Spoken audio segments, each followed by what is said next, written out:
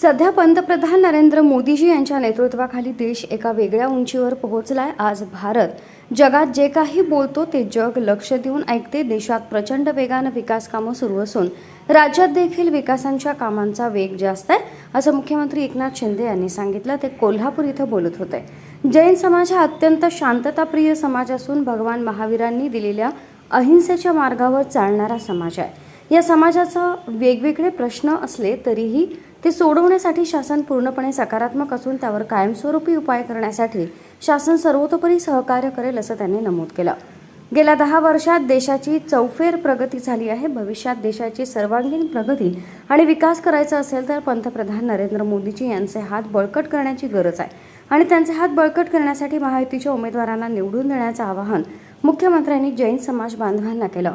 कोल्हापूर दौऱ्यात मुख्यमंत्री एकनाथ शिंदे यांनी विविध समाज घटकांशी संवाद साधला।